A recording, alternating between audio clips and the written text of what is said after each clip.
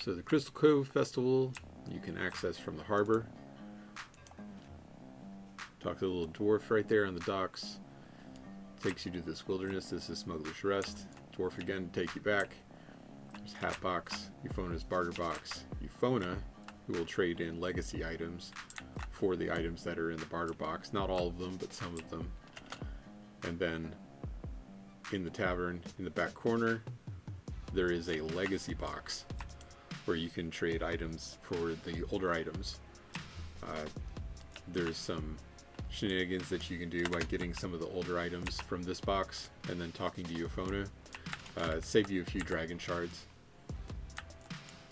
But the main point of the Crystal Cove is the Crystal Cove itself. You'll want to get a compass. You can get a compass from either champions in regular quests. They'll just be marked differently and they will drop a treasure chest. There's a chance that that chest will contain a treasure compass. Alternatively, you can go out into the wilderness here in the Smuggler's Rest and mobs will spawn according to your level. This can be a little dangerous if you're low level and then somebody high level comes in right next to you. But you'll get a lot of doubloons and potentially a treasure compass. Once you have a compass, you're going to want to come over to the entrance to the Crystal Cove itself. It runs very similarly to the Lava Caves challenge in House Cannith or the Extra Planar Palace. You're going to be laying down torches to guide kobolds to crystals, and you're going to want to get as many crystals as you can while enemies inside the dungeon are trying to stop you and kill your kobolds. So multiple objectives there: keep the kobolds alive, gather crystals. There's a few other objectives, but primarily you're trying to get crystals so that you can trade in for items. You'll notice that a lot of these items have an additional dragon shard cost, and that is only obtainable inside the Crystal Cove itself.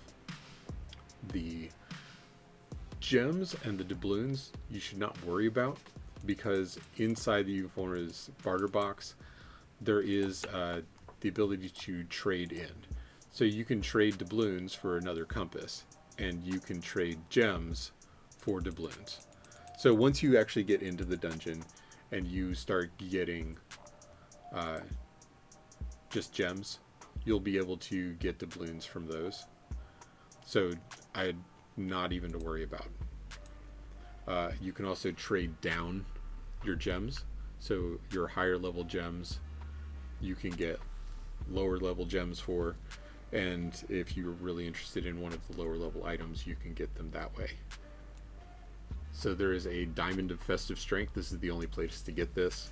An extra plus 2 points to your strength. So maybe one other thing in addition to the Festive Diamond of Strength that I would recommend is in the back corner of the tavern. There's the old legacy trade in the box. Good way to save dragon shards, but there's items in here that don't exist on the main list. I want to point out this one. If you level a lot, this is actually really nice. There's a good chance that it's basically it's a trinket that has a good chance of putting stone skin on you. The extra 10% on the fort and the extra hit points are nice, but just having the this fun little level 4 stone skin proc is very, very effective.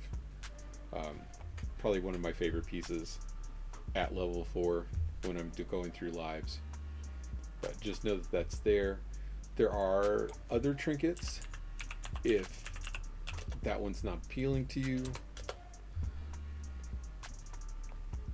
But there's the bold, which has a chance of doing extra electric damage. I think that you outscale that, like that passes pretty quick. And then the nimble, which is basically blurry at level 4. I used to like this a lot until I would just settle on the bracers from the Cannith challenges at level 3. Cunning, I never really used cunning. Somehow that never really appealed to me. It was always the stalwart that really stood out. So just be aware that these are here.